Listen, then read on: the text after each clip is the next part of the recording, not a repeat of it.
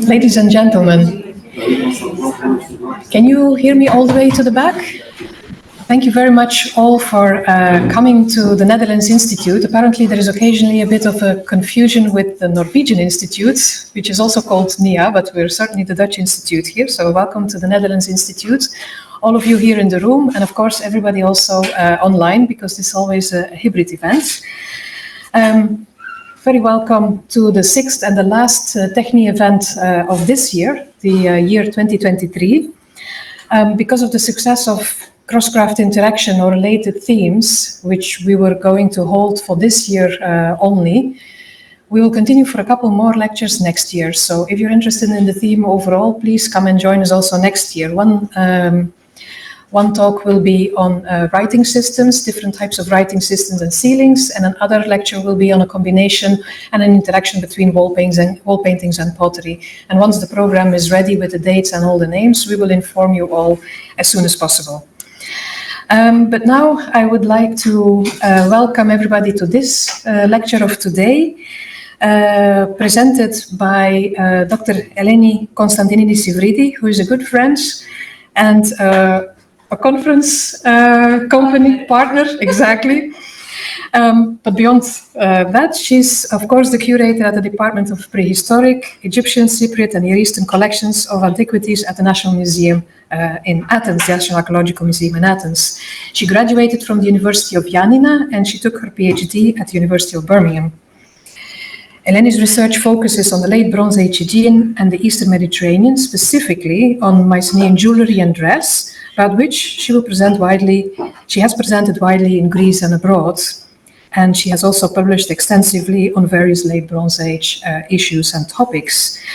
For the past decades, she has been co-directing a multidisciplinary project for the reconstruction of ancient gold working techniques, and we will hear more of that topic today, I believe. The second presenter, or let's say the second co-presenter, is Dr. Nikolas Papadimitriou as the director of the Paul and Alexandra Canellopoulos Museum in Athens. He has studied at the Universities of Athens and Birmingham, and I just have heard that you have met each other also in Birmingham at some stage. So hence the similar interests as well. And he has worked at the Museum of Cycladic Art, the Department of Antiquities in Cyprus, the Open University of Cyprus, and the Institute of Classical Archaeology of Heidelberg University in Germany. He specializes in the Aegean Bronze Age, and together with Eleni Konstantinidi and Akis Goumas, they research in innovative ways the technology of Mycenean gold working. So this is the red thread between the three presenters today. And then last but not least is Akis Goumas, which I'm very happy to meet here, is a contemporary jewelry maker and a researcher in ancient goldsmithing techniques of the Aegean. He was educated both as a gold and a silversmith, and he studied gemology and seal engraving.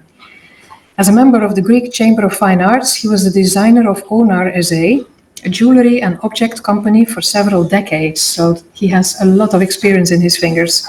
Since 2000, he teaches at the Akis Jewelry School, and since 2016, he's also teaching at both Alchimia, a contemporary jewelry school in Florence, and Anama, the contemporary jewelry school in Athens. In 2021, he received the Harvard University Scholarship as visiting artist, and in 2023, he received the Homer Faber Fellowship for Creativity and Craftsmanship. Since 1985, he participated in more than 30 exhibitions in Greece and abroad, and since 2006, he collaborated with archaeologists on that multidisciplinary project we've already heard about from both Eleni and Nikos, in studying and researching the prehistoric jewelry, metal technologies, Hellenistic goldsmithing techniques, and Minoan seal stones engraved in the wider Aegean region. We have three speakers, but we also have a very good discussant today. Our discussant for today is Irini Papageorgiou, who is the curator of the Department of Prehistoric and Ancient Greek Collections of the Benaki Museum and a member of the Akrotiri excavations on Tira. She has studied archaeology and history of art at the University of Athens. Irini has taken part in several excavations in Greece and in many international conferences and published extensively in archaeological journals in Greece and abroad, in collective volumes and exhibition catalogues. Her research focuses on the Aegean iconography of the 2nd millennium BC and on the ancient goldsmith arts, which makes her the ideal discussant for today's TEXNH talk. Eleni, the word is yours.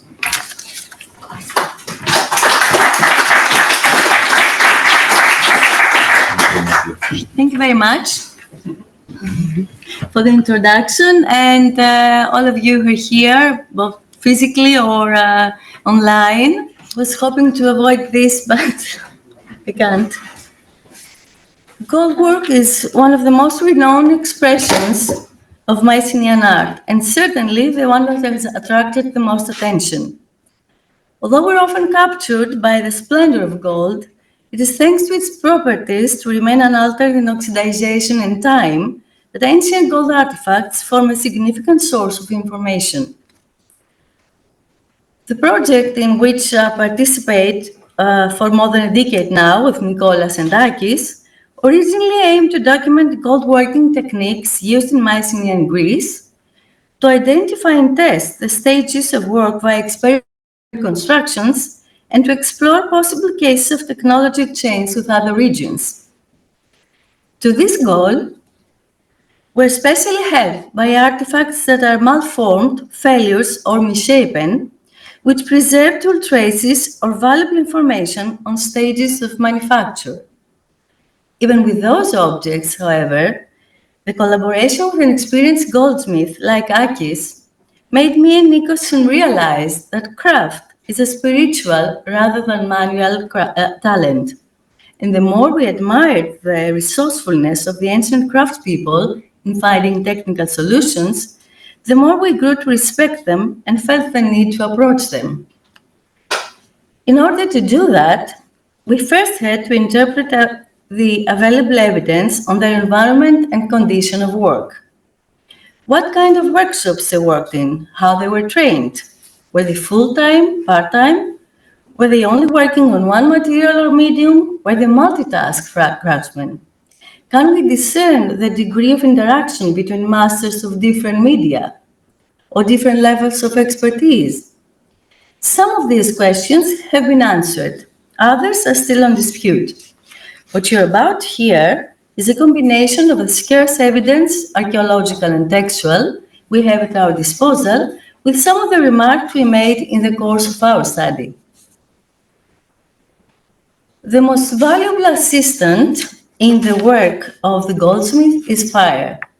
The achievement of high temperatures, the control of the flame's direction in annealing or soldering, and the use of various metal alloys of different melting points are essential for the outcome of his work. So first of all, Mycenean goldsmiths would need fireplaces, and they would not be the only ones. Furnaces and kilns would also gather around craftsmen of clay and glass, thus giving them all the opportunity to exchange tools, technological know-how, and ideas. In other words, we're looking for multimedia workshops where all skilled crafts that required the use of fire took place. Most probably, this would be open air, since they certainly needed good lighting and ventilation, and in some cases, transient or semi-transient installations. The first such workshops that obviously formed the predecessors of the mainland examples are to be found in Crete and seem to have been related to the palaces. The largest complex has been found at Malia, located only 300 meters to the west of the palace. To the north and south of the two main buildings, as indicated by the finds, were the houses of a metal worker, a potter, and a steel engraver. In the south was another smelter's workshop and a place for various different activities. Building F in the eastern part of the quarter revealed a collection of stone vases, numerous metal objects, bronze tools, scissors and axes, and weapons, including the one you see here with the golden handle. In Mycenaean, the so-called Artists' Quarter, a building of approximately 30 square meters, consisted of a central, elongated, open-air courtyard, two corridors, and two series of rooms with a second floor.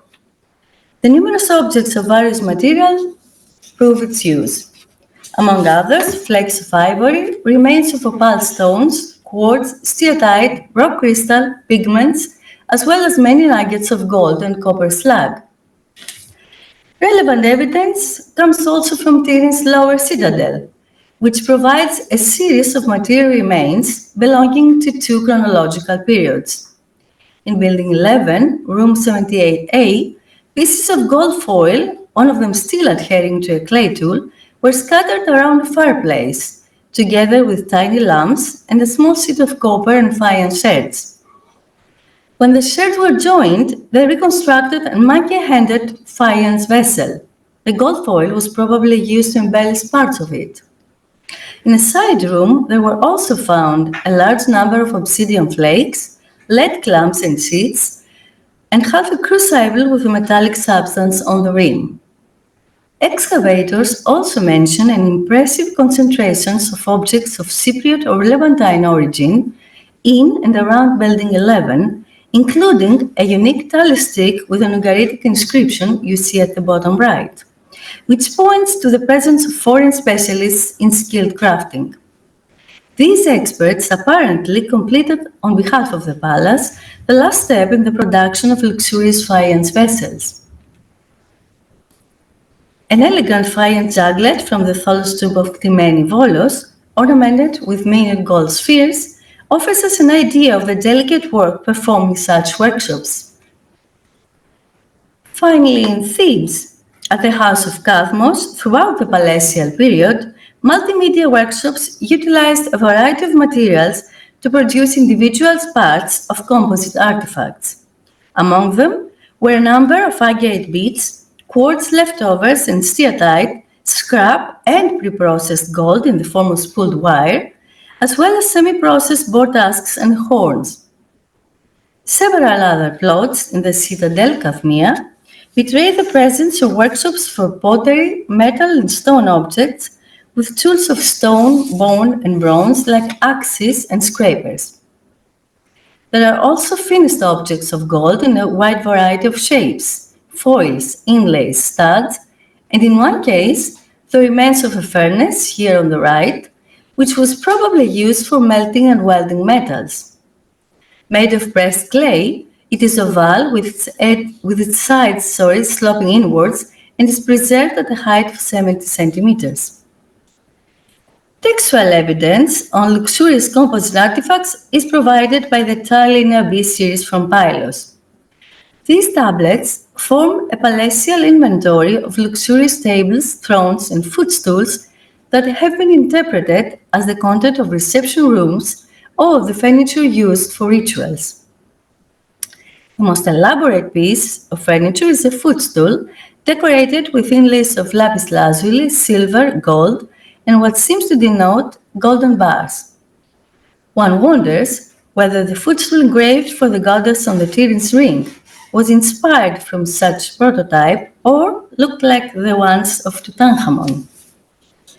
Not all metallurgical activity, however, was under the palatial control, as shown in some of the tablets that record collection of gold and bronze from a wider area to the palace. It seems that workshops were also active outside the palaces in connection with the settlements. After all, local production systems existed long before the palatial period, and apparently later on they continued to produce artifacts. Comparison to other regions of the Eastern Mediterranean shows various common threads with the late Bronze Age Greece, and even fills some gaps in our knowledge. For example, we know from tomb paintings in Egypt during the New Kingdom that metal workers and jewelry makers worked side by side even on the same item. In several such scenes, before processing the material, gold is weighted while a royal scribe probably is standing by to check it. A similar system is recorded in Linear B, known with the term thalassia. Raw materials are weighted out and distributed to the workers with a specific deadline to provide finished products to the palace. The term is recorded in Knossos, Pylos, and Mycenaean, but so far it seems to concern the production of wool, bronze, and chariot wheels. In Mesopotamia, the situation was similar from as early as the beginning of the second millennium BC, artisans of different media worked and lived closely, sharing their skills. Textual evidence informs us that in Rashamra Ugarit, skilled artisans depended on temples or palaces for both commissions and procurement of raw materials. At the same time in Uar, a single workshop made objects from several raw materials, possibly to produce composite objects that require different materials, like wooden chairs, for example, that could be made with leather cushions covered with silver. Equally enigmatic to the exact function of the Mycenean workshop is also the degree of the goldsmith's dependence on the palaces or permanent installations, especially since textual evidence is scarce, not at all. Among the skilled craft people mentioned on records from Knossos, Pylos, and Mycenae, there are more or less 40 occupations. Contrary to what we would expect, the term goldsmith is only mentioned once in a poorly preserved tablet from Pylos.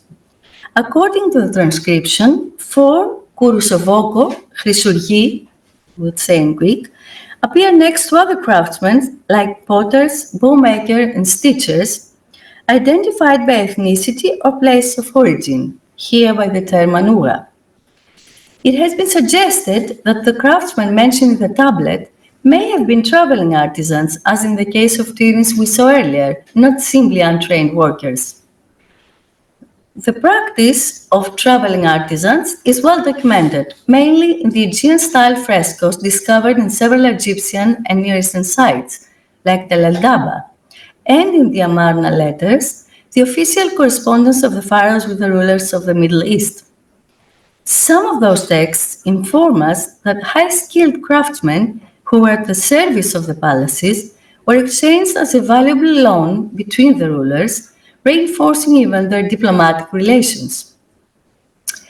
Considering that their journey from Egypt to Greece, Cyprus, or even Mesopotamia and back again will take weeks, it is easy to suspect that the actual sojourn of the artisans in the foreign land could even last for years, giving them sufficient time to transfer or exchange technological knowledge. Since these exchanges were made in the frame of diplomacy, it is possible that the craftsmen did not have freedom of movement or the ability to trade on their own.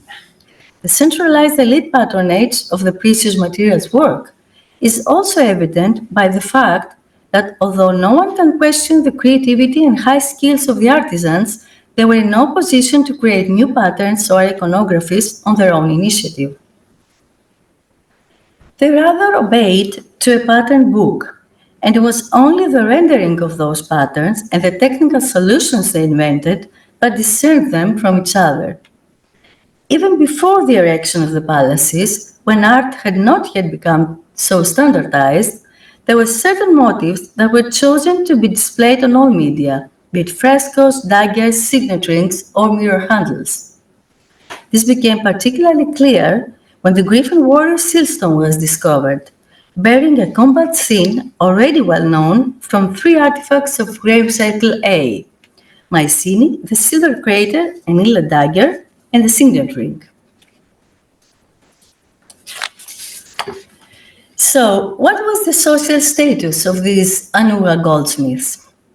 We cannot know how dependent they were from the palace. Not everyone was involved to the same degree with the central administration, from full dependence to greater or less interaction to no contact at all. It is possible, however, that artisans working on exotic or precious materials like gold, ivory, or glass were more closely related to the palace than others.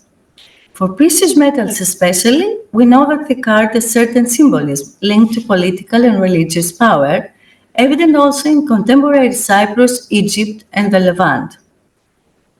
As to whether goldsmiths were working part or full-time, there is evidence in Lina B that at least some of the craftspeople working for the palace spent some time as herders, but it is hard to believe that this was applied to goldsmiths as well. Their hands are the most valuable tool. They would not torment them by shearing sheep, for example. However, since they needed open-air structures, it is possible that they were not working throughout the year. In a centralized system of industry, the basic equipment, like fireplaces, anvils, heavy tools, must have been provided to the craftspeople. Tools related to fire are mentioned in a pilot tablet of the touch series, including shovels, a pair of tongs, and a poker. And of course, the vast majority of implements and tools comes from palatial sites. Crucibles, mouths and hammers, needles and chisels, small knives, engraving tools, tongs and tweezers, punches, shaping tools and burnishers, as well as pumice for polishing the surface, beeswax and resins that provided the necessary background in a variety of techniques, and shapeless metal fragments, mainly of bronze and lead. There are, however, tools known from the so-called craftsmen's tombs, like the one in Klaus, Achaia, where the burial of a 25-year-old man held a small knife on a whetstone as if ready to be used, or Tomb 123 in Perati that revealed a set of bronze tools and implements, among which was a pair of tweezers and a whetstone. Who made these tools? The truth is that a craftsman not only could easily make a tool he needs from wood, bone, or metal, or change an existing one in order to make it more suitable for his work, but more importantly, his personal tools are somehow his signature.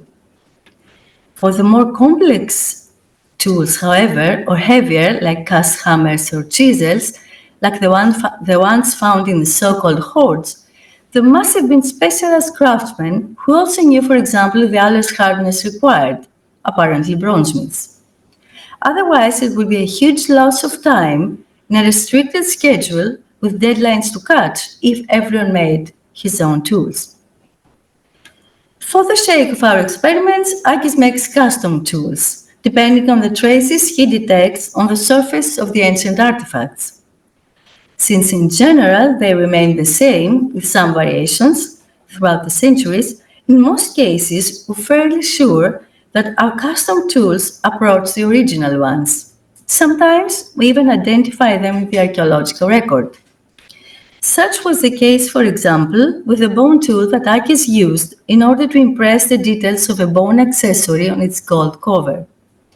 The tool had one flat and one pointed end. The flat end allowed the gold to read the outline of the decoration, while the pointed end stretched the metal into the curvings to produce sharp edges. Finally, the flat end of the tool was used again to polish the surface. Such double-ended bone tools are known from the palatial workshops of Mycenaean, dated to the 13th century BC. In other cases, tools are not identified in late Bronze Age contexts. In the same experiment, the sharp vertical sides of incisions on the bone surface led Akis to create a bronze graver with two parallel projecting points at the edge. A few months after our publication, it was brought to our attention by Dr. Despina Ignatiadou that a similar item had been excavated in an archaic grave in Sausica, Macedonia. Now, the interaction of craftspeople of various materials that work closely is best seen on particular types of artifacts and techniques. A unique class of ceramics that shows the interaction between pottery and metalwork is that of tin-encrusted vessels, seen a little before and during the Palatial period. Tin was mainly applied on popular shapes of vessels, namely kylikes and shallow bowls. In the words of Arthur Evans, who was the first one to discover them in Zafer Papura, they were intended to provide the illusion of metalwork for funeral show. Because of the grey spots that now remain on the tin-encrusted vessels, it has been suggested that they imitated silver. However, experimental reconstruction performed by Carl Gillis has shown that tin in 232 degrees Celsius takes the color of gold. To be honest, our experiments cannot confirm that so far. But no matter what the effect was, tin at the time of the technique was considered an extremely precious metal, and such vessels are only found in wealthy Tholoian chamber tombs of the Mycenean period. Experiments also showed that tin, originally white and shiny, was applied on the surface of the vessels in the form of thin strips, with an intermediate layer of organic glue mixed with pine resin. In fact, on the series of tin glazed vessels you see here from the cemetery of Agia Kyriaki at Salamis, a layer of whitish binding substance was detected between the tin foils and the clay surface. In temperatures lower than 13 degrees Celsius, tin foils lose their shine and exfoliate. Since the vessels remained as offerings in the tombs, in the case of later burials, those who entered would see dull and grey-spotted vases. Another technique that exploits the properties of metal but was imitated on stone is the so-called anticlastic technique. Although it has drawn little attention so far, it was applied on the handles of the most elegant Minoan vases of the 17th century BC, such as the exquisite marble vessel from grave circle A Mycenaean. The unparalleled finesse of the body, and especially of the three detachable handles, most probably imitates metal prototypes. The technique is better comprehended on a series of Mycenean gold ornaments named curled leaves by Alan Weiss, known also as triple tassels. Such ornaments either belong to necklaces or were attached onto garments, and they frequently have gold or glass discs hung by fine wires. The anticlastic technique requires great skill as it stretches the natural properties of gold when hammered in curvature. A metal plate was hammered over a U-shaped clay, stone, or wooden mold, and by compressing the edges and stretching the center, the surface developed two curves at right angles to each other. On other techniques, the role of the goldsmith, even if it's credited with the luxurious appearance of the artifact, is only complementary. This is the case with the technique of gold seething that had numerous applications on silver, bronze, ivory, wooden or bone surface, decorating jewelry pieces, vessels, handles of weapons, and furniture inlays. It is actually the only gold working technique recorded in the Odyssey. While Nestor is about to sacrifice a calf to goddess Athena, he calls upon a goldsmith named Laerkis in order to gild the animal's horns. This undoubtedly recalls a practice well known to the Minoans and Mycenaeans, as seen on the famous bullhead's rider with golden horns from Knossos and Mycenae. One of the most typical classes of finds in grave circle A Mycenae includes the dozens of gold-coated accessories of bone or wood, either of rounded or of rhomboid shape. Only a few of them are preserved intact. Most of them have a worn bone surface, but from others survives only the gold foil that originally covered them. The whole was secured by folding the larger gold foils over at their edges. An intermediate adhesive layer would be required, traces of which are evident under the microscope. One of the most beautifully decorated samples reveals behind the torn gold plate its bone core, inviting us to admire in impressive detail. The elaborate decoration of the plate has first been carved into the bone. It is obvious that the hardest work here was that of the bone carver, as he did the most demanding task of the process. In the subsequent experiment we performed, we saw that it required approximately 75 to 80% of the total manufacturing time, not to mention the preceding boiling, soaking in a solution to clean off remains of flesh and grease, and cutting the bone to the desired shape.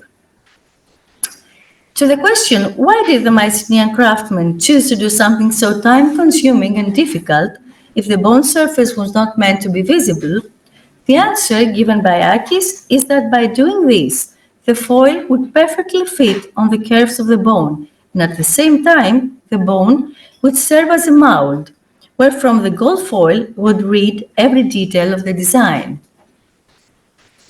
Curiously enough, the skills of the Mycenean goldsmiths find their most eloquent expression on the decoration of weapons, especially in two techniques, the so-called gold embroidery and the metal inlay. Both techniques are related to each other. Gold embroidery is restricted to luxurious weapons of the early Mycenaean period. The technique consists of the dense placement of mini twisted bars or threads next to each other in order to give the impression of a mosaic. At the final stage, the surface was decorated by engraving, usually with spirals. The bars were applied with the help of an adhesive, a resinous substance, on the organic layer of wood or bone on pre-drilled holes, either of the hilt or of the pommel, not directly on the bronze core. This may be yet another case of collaboration between a wood or bone worker and a goldsmith after the manufacture of the cast weapon. Quite often, daggers with gold embroidery were deposited in the same tombs as daggers with inlaid decoration. Both types have approximately the same chronological range and very similar geographical distribution, with the majority of examples coming from Mycenaean. These similarities make it very probable that the two techniques were performed in the same workshops, something that was first noticed by Professor Thanasis Papadopoulos. In fact, in two examples, one from Mycenaean and the other from Vafio, the two techniques coexist. In the inland examples, figural decorations consist of small panels like the fish you see here, of a different metal alloy than that of the core surface. Daggers and vessels with this decoration that have been analyzed present a wide range of bronze alloy compositions with variable quantities of gold and silver, some lead or arsenic. Furthermore, experimental reconstruction in Cyprus confirmed that the black color can be achieved by treating the whole surface of a decorated object with acidic compounds, vinegar, for example. It has also shown that the black layer regrows and shines when damaged, and that may even have given them magical properties at their time. The reason for that is the presence of gold in the alloy. Chemically, it is explained because gold is higher than copper in the metal activity series, and as such, it will prevail, but only if it's present in a sufficient quantity. So craftsmen definitely interacted since they worked in the same environment, but to what extent? Would a fresco painter make a signet ring, or a siltstone engraver make a dagger? In other words, could craftspeople of the same type of artifacts have different backgrounds? About a decade ago, Nancy Thomas presented an interesting approach in her study of the three inlaid daggers you see here from Mycenaean, when she was researching the background of the artisans who made them, arguing that the same people worked on different media depending on the market's demand.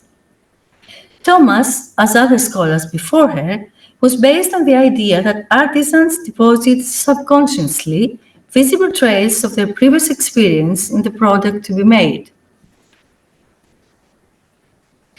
In her opinion, a series of features on the rendering of the figures indicates that the two first daggers were decorated by the same craftsman who made two-dimensional figures with lines and flat areas, closer to the technique of wall paintings, and the three lions dagger was made by a different craftsman with three-dimensional figures, individually cast, hammered in gold, and affixed by means of minuscule rivets, more in the tradition of metalworking. A very interesting approach indeed. However, the change from one medium to another presupposes a long-term training and constant guidance. In the case of a wall painter and a metalsmith, where the two technologies are completely different, perhaps we can only speak of inspiration from one to another, certainly in the iconography and the structure of the composition. And yes, shallow relief is one of the main features in rendering figures in metalwork, and this is best seen on the gold signet rings. Motifs here are carved with tools that either remove gold or push it around in order to create designs that, when impressed on ceilings, they produce a relief. Real masterpieces of minor arts, signet rings testify to high-skilled artists who not only knew, when they engraved most of the details, that they would not be discernible on the clay ceiling, but they could not even see them themselves at the moment they chased them. Even if they had taken previous measurements, the tool's edge would in any case prevent them from seeing the bezel surface. Perhaps we will never know then how the ancient artist, managed to work in such a small scale. It is possible that he began working on a larger surface of another material, like leather, and gradually on smaller ones. By the time he worked on the seal or the signet ring, his mind had memorized the scene and his hands were already familiar with the analogies required. Sometimes, careful observation either on the same artifact or on similar ones reveals the hands of more than one goldsmith, often not with the same experience and knowledge. It seems sensible that the chief goldsmith would work on more complex techniques instead of spending much time and labor in side works like beating the gold into a thin foil or polishing surfaces. That would be the task of inexperienced workers or apprentices. On this signet ring from Tiryns, Akis discerns two craftsmen, one with accuracy and steady rhythm that has drawn the lines and bow of the sheep, as if he has given the frame, in which the second craftsman has drawn the figures, definitely of inferior quality. On other items, like the triple tassels we saw earlier, mistakes caused by a second inexperienced craftsman are even more clearly discernible. Here the wires that keep the leaves of the ornament together were poorly crafted from twisted bands, while in some cases the holes which were opened at the edge of the leaves damaged the fine granulation work. In the case of these four gold kylikes from the Acropolis of Mycenaean, when we see them side by side, the first thing that comes in mind is that they all form the products of a single workshop and were part of the same production line. Each of them consists of three parts: the body, the leg joined with a riveted seam, and the cast dog-shaped handles. A closer inspection, however, shows large differences between them. On Kylix A, you see here the most elegant of all. The execution is more careful and the seam joining the base and the stem is perfectly fitted. None of the other three is like it, either aesthetically or technically. The joining of the stems, which are larger than the bottoms of the bowls, result in an obvious seam on the outside. Moreover, the fact that their plates were not as thick to withstand the hammer strikes is probably responsible for the extensive conservation treatment with layers of chrysocolla and glue performed in modern times because of the cracks they suffered.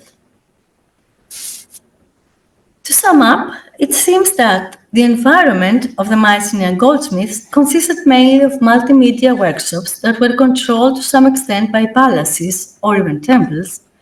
The organization may have provided some types of tools, it surely provided installations and raw materials. The chief goldsmiths were probably not working throughout the year, but it is highly improbable that they were engaged in animal husbandry or anything else that could hurt their hands. The finished product, as far as luxurious items are concerned, reflect the elite ideology of their time, and there are types of artifacts and techniques that show the interaction between masters of different media, but we cannot really discern the degree of that interaction. We can, however, detect different levels of expertise on certain techniques or stages of the same production. Thank you.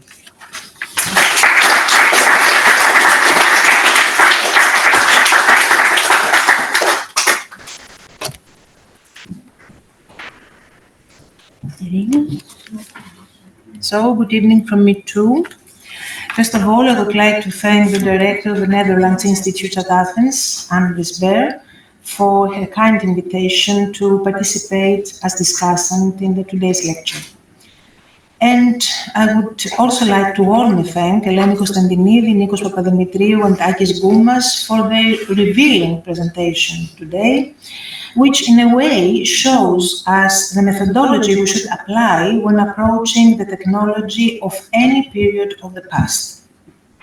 Fortunately, the collaboration between archaeologists and modern craftsmen who have the experience of the material under study and its processing has been taking place in many fields with beneficial results.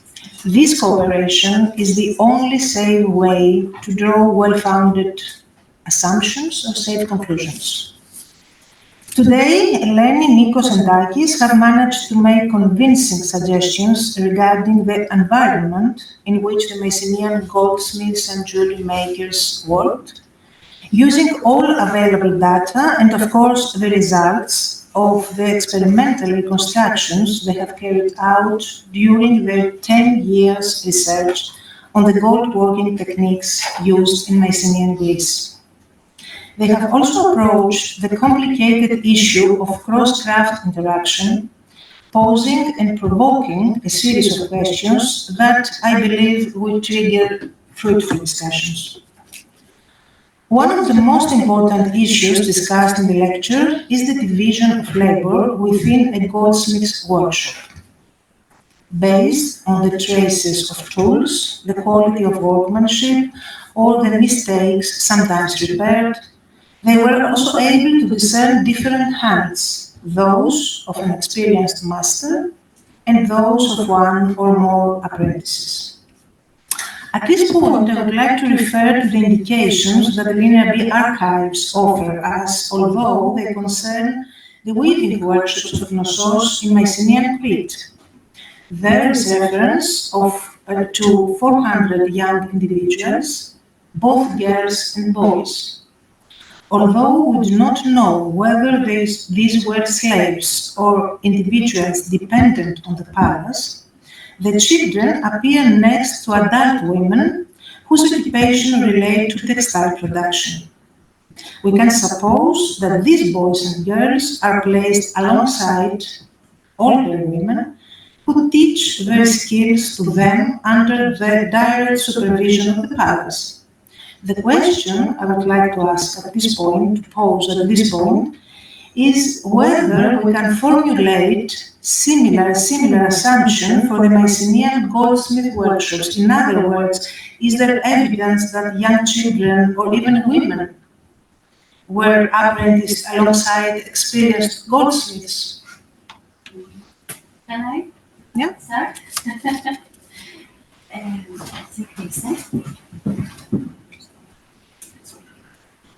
Okay. Can you hear me? For children, it's easier, although we don't have direct evidence. But it's very probable that they did side works like beating gold or sharpening the tools. Not only that, I believe that they were doing more essential work because they have better sight than the adults, and the smaller fingers that can twist the wire, for example, more easily.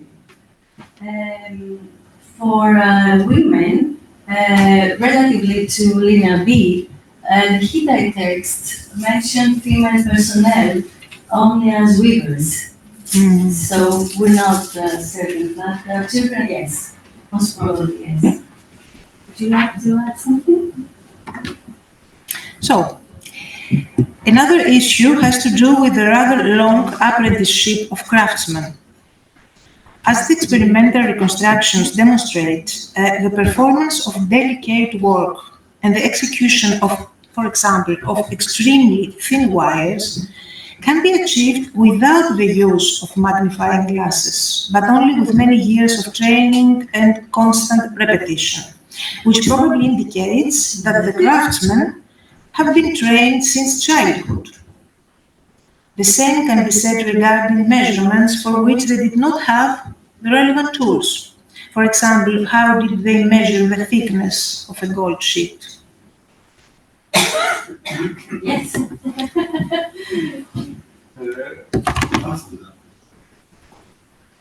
From the experiments we have done, Κράτα το σε οριζόντια θέση. from the experiments we have done, we have seen that by feeling, they have a very good feeling to check the thickness by moving it. So we have practiced it and it works. We have different qualities and different thicknesses of metals, and by bending them and how they bend, they can understand the thickness. But we have a big experience of testing and also by feeling it. Because many things which they work without the seeing things, they feel them. So the small finger you can test on the engravings, the pigment, how thick they are and how the quality of the engravings. So it's a different way of working with feeling with the surfaces. I don't have the right answer. Okay.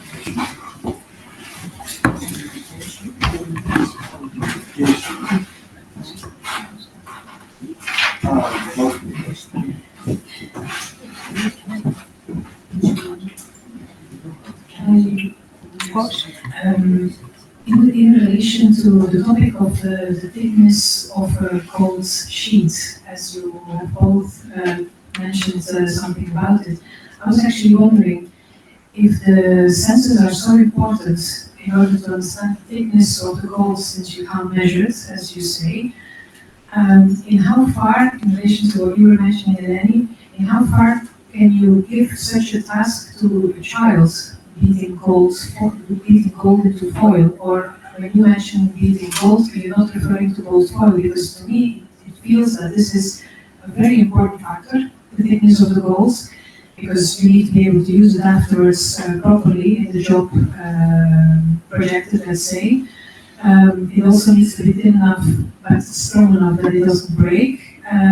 You want to be economical about it as well, very likely. So not to waste too much coals in making mistakes. So my feeling is that this is not a job for an unexperienced child.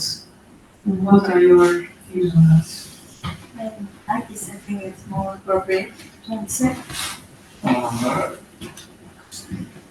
Working with a very thin, I have a sample that this Nikolas Eleni showed us. When you test them, you try to find the thickness around, you see the same thickness, 3.5 to 3.7. This means that if you have different thicknesses, they have a different shape. So, in order to make it a round sheet of gold, to make it even, in order to raise it, you have very stable rhythm of hammering. And the weight of the hammer, and when you break, when you have to make a break during the hammer, you have to finish the circles, and then go one way, then go another way to make it even. So this means that you have a very good experience, and I don't think that it can be made from children. I think that they have, because the hammer is not light. In the test which we made for this brooch, I wanted to, from 0.3 to 0.2, it took us more than half an hour with a steel hammer, and so this means that how long it takes to make it with different hammers, but I think that it's something which is not known. It's that the importance of all these people which are behind the techniques, which help everything to be done. And also the tools which cut. You say, we cut the gold sheet, this is a very difficult thing.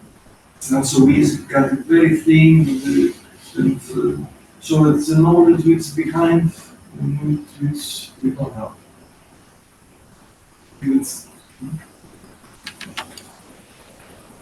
I think that one thing that we don't consider is that one thing that we don't consider is that all these kind of works have very too many levels of work. So you hear the famous lithograph, the Goldsmith version, which shows the keys, making, really drawing wide. So in order to be able to be like music, in order to be a skilled musician when you're 25, you need to do something to please yourself. And at yourself, you will do things that are okay. So what kids are usually given to do in this kind of where I should easily edit this work. So drawing black, or hammering gold, not to the fine level, and the probably the fine level is something for the master, but the hammering gold that gives becomes one.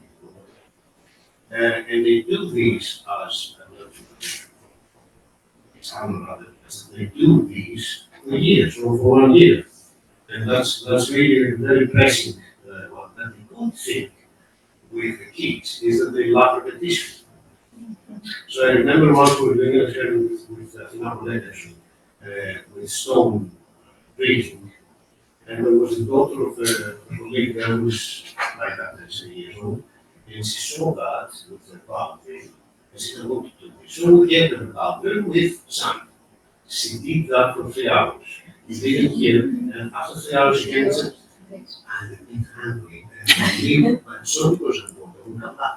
So the kids are the best students because they are not born to do repetitive things. So I think we cannot doubt that the work is experiments. But there are so many different levels how you produce this kind of the raw material, how you have this kind of need, and they need to have things in stock anyway. That it is a choice. Yes, please.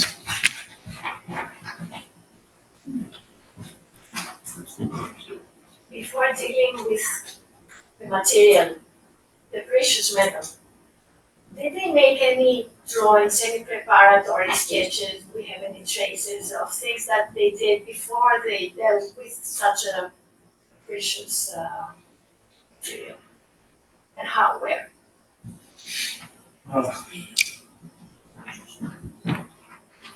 I don't know, this is more for archaeologists, but in practice, when we tried to make the brooch, first I had to draw it on the dry clay.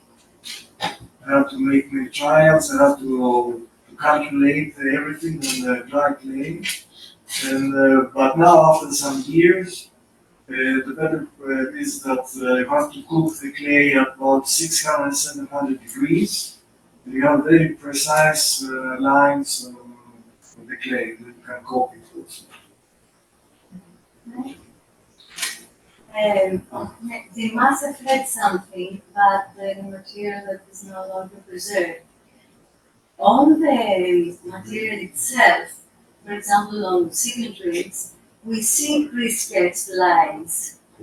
What? On the signatures, we see pre-sketched lines.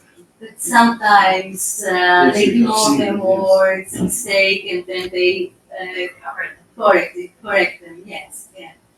Also now we are studying Byzantine jewelry, and we can see everything pre-designed on the book.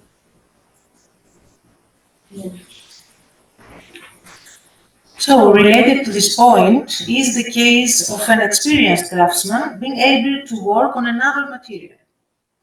I suppose that the processing of different materials would require similar technological knowledge and perhaps similar tools. From this point of view, I totally agree with Eleni that it's rather impossible for a wall painter to be able to work on metals too.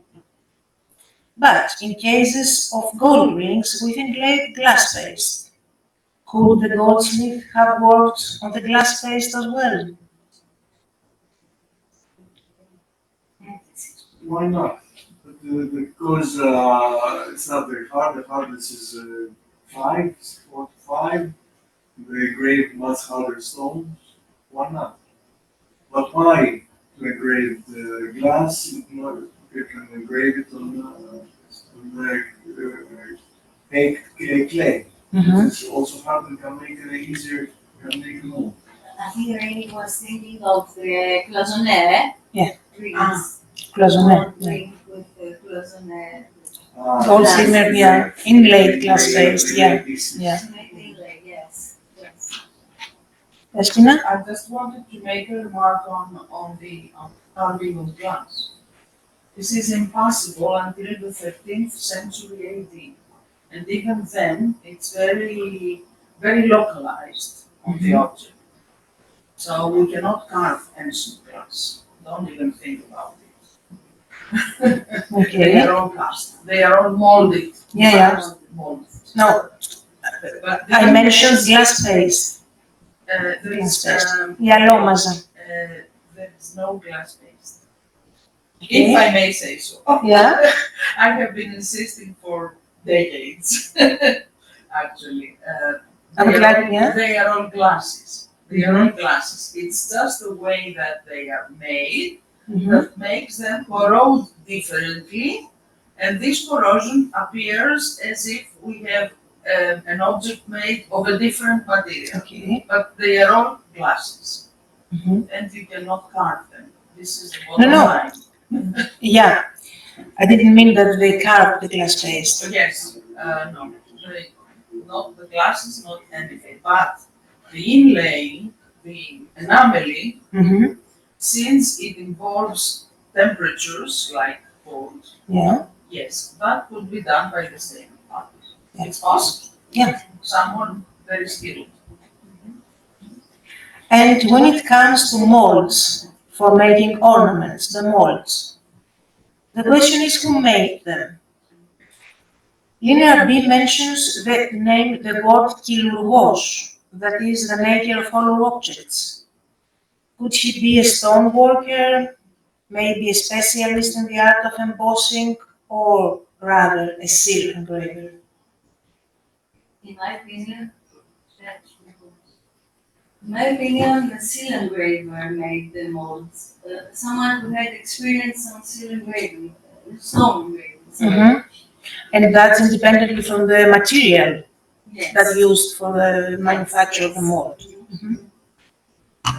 you have something to add? Yes. Seal engraving. If I can say something about it,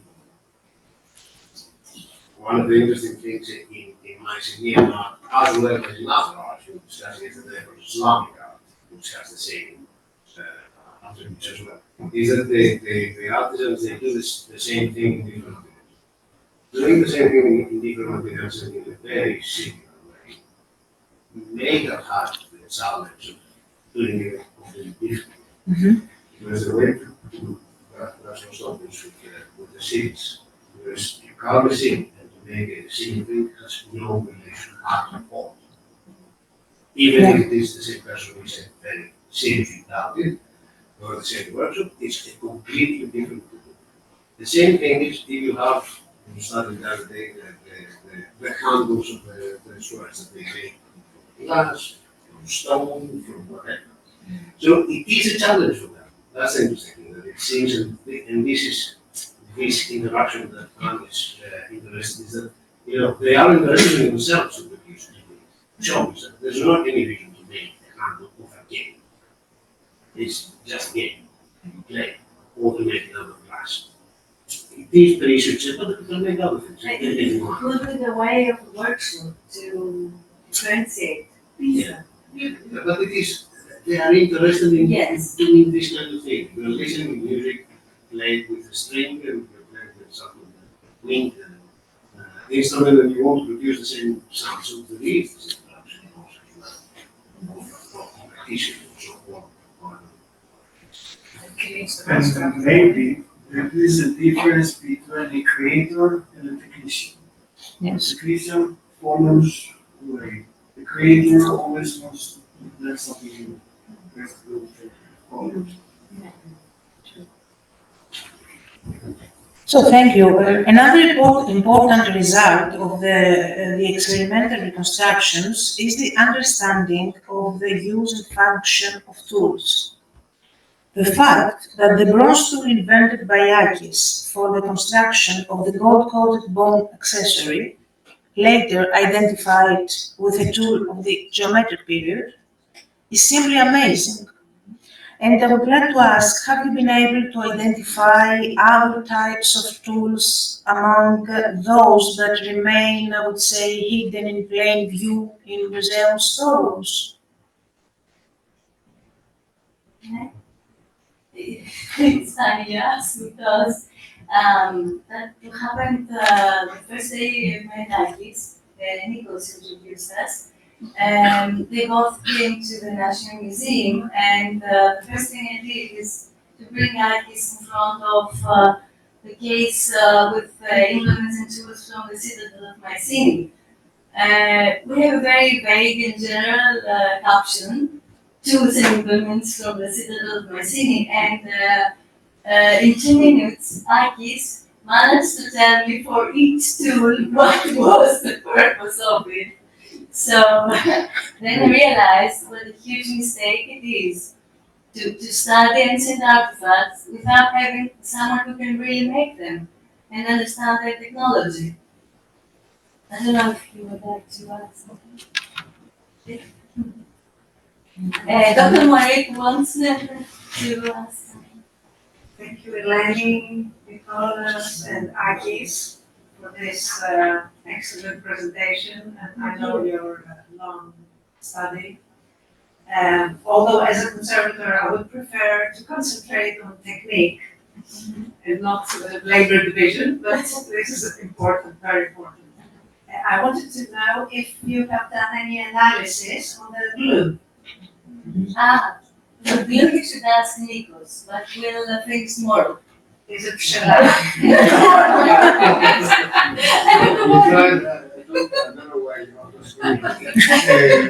tried to find clues. Clues, organic clues.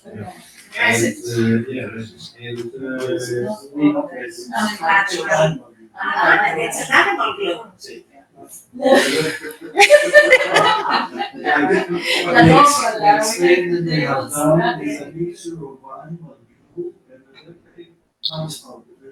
What animal glue? Like rabbit. The Jardin. There is rabbit. But also you Rabbit can, skin glue. Yes. also you can put bones. Yes, but didn't you do an analysis? It's very easy. The ingredients vanish. Some of the ingredients vanish. But it is there, oh, it's massive, the glue is massive. It's brown and massive, and even if even if you watch it under the microscope, you can see if there are inclusions of stone. Yes, we can do that at the laboratory. Eleni? There. Can you please use the microphone because the people in Zoom cannot hear you, so. The problem my pumps. I had expressed I had a problem because it was very liquid and you couldn't dry and make it a thick layer. So we talked with Yanis Vassiakos in Boston. How could we make it thicker? He told me maybe you have a powder form. And what they use a lot is more, they use very fine pumps. It works perfect. It depends on the amount. If you put some big amount, it breaks. You have to test the amount of another thing that's the other drawing technique is interesting in gold. It all depends on the way gold. So it needs to be this is not enough for the things in research is the further starting because it gives a lot of information on the Regulations. What they found is that they couldn't find things. So they did something with shoulders, then they had failures, so they used content. They started with copper salts, they started with copper salts, and then sometimes they corrected by doing soldering. But the thing is that the quality of the soldering gives us information about the quality of the craftsman. So this is what we can't test them. If you have information about the solders, and you have more information about the level of the skill and the knowledge of this craft. Another remark on tin foiling, if I may. My research is mainly in Macedonia, where we have the the evolution of the Mycenean period. Actually, until the 4th century, we have many of these manifestations. So we have tinfoil ceramics. Ceramics, yes. Yes, which are, the objects are totally covered in tinfoil. So they look like silver, although I don't believe it's made as a imitation. I think there's this symbolic reason, but this doesn't matter. I was going to say that Zoiko teacher who studied those objects said that the easier way to apply the tin foil is egg white. Egg white. Egg white. Egg white. Very simple. I myself have tin foiled an object with pure water, just water. The foil, the foil attaches on the surface, and what happens if it is intended for a tomb? In the environment of the tomb, the water is substituted with calcareous deposits. So the foil stays in place without anything else. It's very, very simple.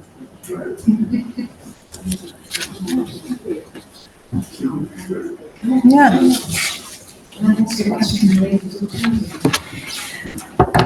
So the question is related to tool use. Eleni mentions that small tools, very specific small tools, were very likely made by the goldsmiths themselves because they are very sensitive to the small details of the work they needed to be done, while the much bigger tools like axes and some punches potentially were done by special tool makers.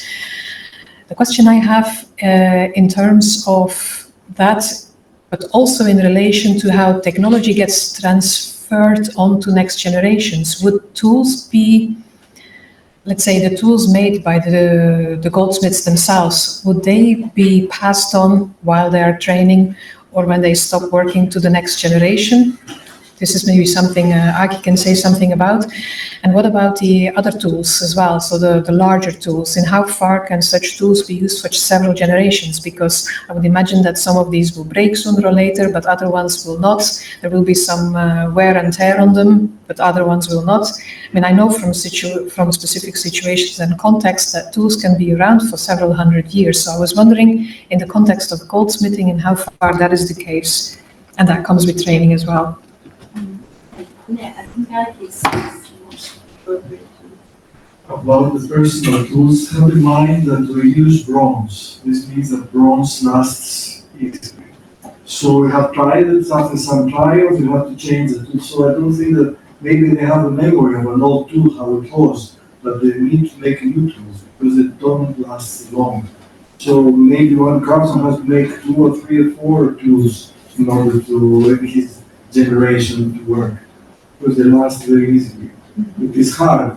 To make a tool, you need about percentage of about 15% tin or 17. It's very brittle, so you have to take very good care how to make it. But it's hard, but also it lasts. It's not like steel or iron tools. And what about the bone and the other tools? The bone, well, the bone is a very nice story. But we had, in order to work on this gold brooch, I had to try all the materials I had in knowledge: copper, bronze, wood, and bone. And I saw that when you work metal with metal, then you leave marks on the surface, damage the surface of the gold, the fine gold. Wood didn't work so well because it was so hard at the edge, but bone was perfect. Bone was a very, very friendly, pure gold. Then it works, you get pleasure to work pure gold with the bone. Then in Central Europe, they said that they work also with antlers. They have the same feeling. But bone is, that's why maybe they have so many bones in the Archaeological Museum. Maybe there are tools. How long do they last? Bone tools, they don't last. They don't? No. They are the same age because you work with the gold. So they don't bump each other. They are very friendly. How long they last? Can you pass them to the? Yes, yes. You can pass them in next generation. Yes, you can do it. Yes. These are all those, you can harden them even if you want to with some fire. Yes, but if you're working only with fine metals, with gold or pure silver.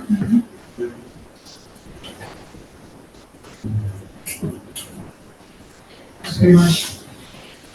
So my last question. You said a lot about the dependence of the goldsmith jewelry makers, workshops of the palace, of the central authority. But how did it come that the finished products were available to those who did not belong to the palatial political or religious elite, but had the means to acquire, for example, a piece of jewelry?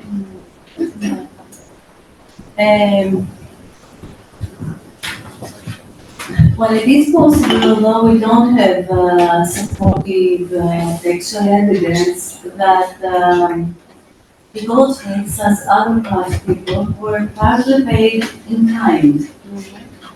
Possibly, they were paid with some quantity of gold, which they could do whatever they wanted. They could make an ornament, sell it.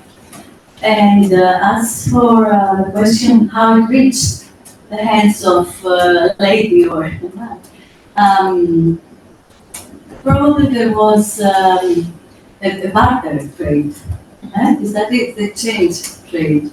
I don't believe, for example, that every single olive tree was under palatial control, so someone could have some olive trees, give oil and take the necklace. That happened in many countries even before the industrial revolution. So yeah, I think that's something like that happened, although we can't prove it. Thank you very much. Do we have some lines? No, I just asked, nobody had a question online, but I just asked specifically if there are any questions. So if we can wait for 2 minutes, maybe something will pop up. Does anyone in the room have any further questions? I have a question because I didn't just hear well. What was the other word? On the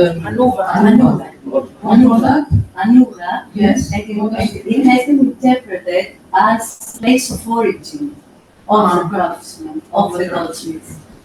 But it could be also the place where this Kurusovoko will be worked. Yes, yes. Όχι, είναι πληθυντικό, plural. Kurusovokos. Το Ανούβα είναι once. If there are no further questions from the room, and there doesn't seem to be anything on Zoom, I suggest we continue the conversation upstairs with a glass of wine or beer and a little nibble. So if people want to follow the way upstairs, if they know, everybody is very welcome. Thank you again to all the speakers, to the discussants. I really loved this session. Thanks very much for everything.